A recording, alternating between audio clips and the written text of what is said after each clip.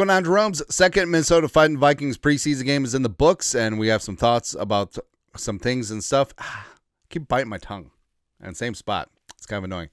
Anyways, I will not bite my tongue. Talk about 10 things that we learned from the game.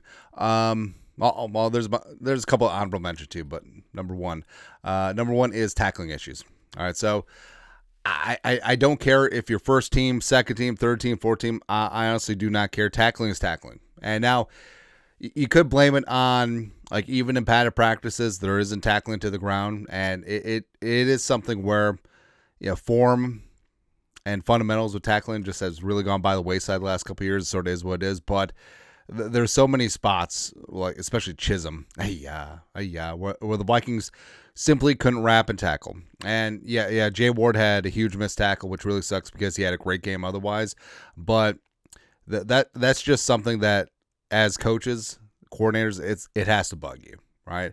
And again, you could say, like, well, they're the backups. Who cares? That's why they're the backups. No, just simple things like fundamental pursuit, gang tackling, all that stuff, like, should be fine. But it was just an issue yesterday. Really kind of bugged me. Number two, drops are becoming a thing. And it's like at the absolute worst possible time too, where the Vikings wide receiver room, having some issues. Naylor has had drops and also has that jammed left hand. Addison's suspended. Lucky Jackson had a fistful of drops as of late. So hopefully some other guys, whether it be Ty Felton, Thayer Thomas, Deshaun Jones, Tim Jones, all of a sudden getting some chemistry with Brosmer. Miles Price rising on up.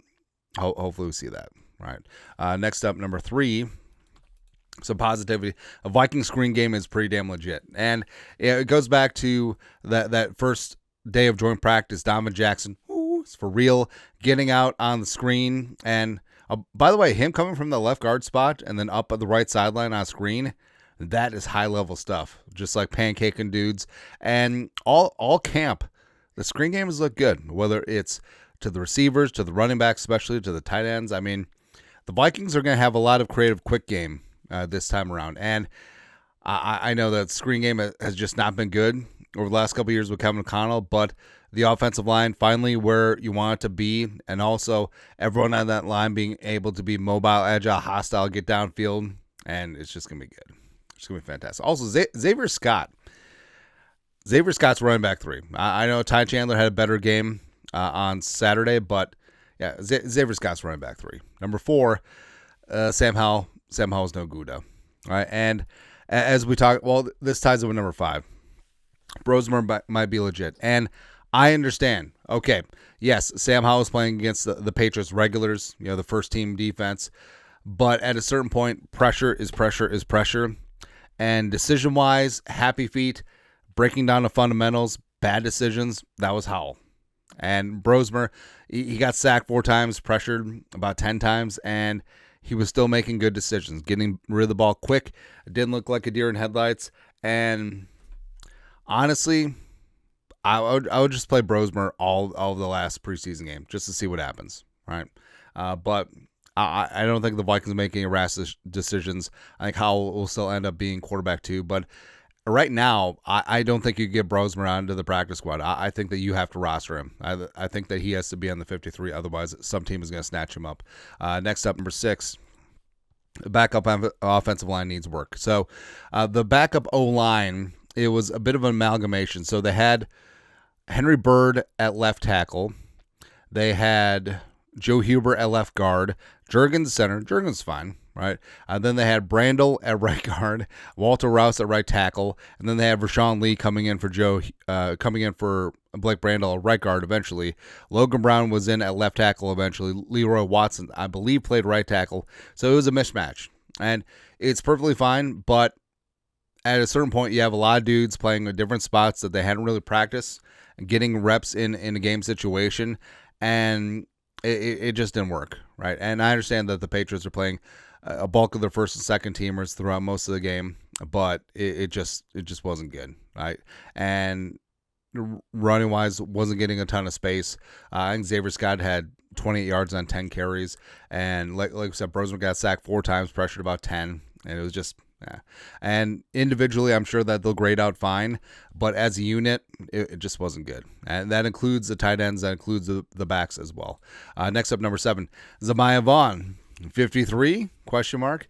So Vaughn, he did start with Nudie and Mekhi Blackman in corner as well. Oh, also we could talk about Jeff Okudah not playing, so he's basically cemented as a starter for the Vikings. So love to see that. But right now, I think Zamiah Vaughn, he's looking really damn good. All right, so for the starting corners, but my tongue again, for the Vikings on Saturday were Nudie and Vaughn on the outside. Mekhi Blackman was playing a little bit more slot.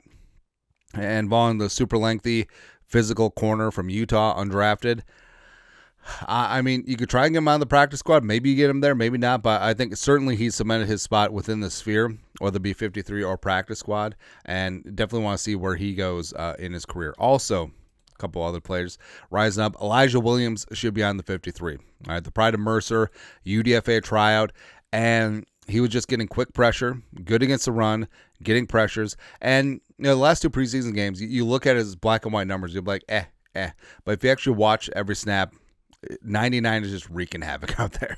Like, he's just a dude, man. And I know Alan Hargrave-Phillips, TID, probably going to get some work with the first team. It's going to be great. Jalen Redmond is an absolute dog, too. So, I mean, maybe LDR having an injury as of late could alleviate some of the numbers pressure because maybe him on short-term IR, maybe got Taki on practice squad, don't know. But Elijah Williams, it's sort of like Zamiah Vaughn. Definitely earned a spot in the sphere, whether it be 53 or practice squad. So that's fantastic to see as well. Next up, number 9, Miles Price return man. So Miles Price busted out an 81-yarder as a kick return. Also had a couple nice punt returns as well. I think he could secure both spots, right? And as of right now, they did have Ty Felton returning kicks, did fumble a kick return. Rondale Moore was penciled in as punt returner. He got injured. So, I mean, it could be a spot where Miles Price, Silas Bolden, Felton are all in that mix. I don't know. But I feel like Price has definitely stepped things up as of late. So I think that he could definitely make a case for a spot on the 53 and or the practice squad. Lastly, number 10. Will Reichard's fine. 4 for 4. That's right. And it's so funny. So Reichard goes 4 for 4, long of 54, I believe. And the Vikings scored 12 points, all field goals. Meanwhile, on the other sideline, John Parker Romo is out there. And he's also famous for going 4 for 4, scoring all the points for the Vikings, scoring 12 last year in a win over Jacksonville. Good times. Numerology podcast coming soon. But, Will throw. We had some doubts when he had a slump that week during training camp, but he's really stepped up. Game situation perfectly fine. Also, noteworthy, Oscar Chapman was holding for 2 of those field goals, and he looked fine too. And Chapman, I feel like he's got more leg. I feel like he's more creative than Ryan Wright, so that could be a story as well. Plus, honorable mention stories, Gabriel Murphy out there just wreaking havoc again. I feel like he could be in the rotation. So the Vikings essentially went 4 deep at edge rusher last year with AVG, Grenard, Turner, and Patrick Jones second. I feel like Murphy. So Turner's going to be PJ 2, and Murph is going to be Turner from last year. Just everyone's stepping up. Also, Bo Richter had a nice game too. But Bearsman and Richards on the edge. Fantastic. Oh, also Kobe King and Austin Keys. Let's go, man. Anyways, that's it. That's at 10 takeaways from Vikings-Patriots. Actually, it was more like 15. It's all right. Let us know your thoughts. Our thoughts, comment section. You guys are the best you know what to do. Skol, production value.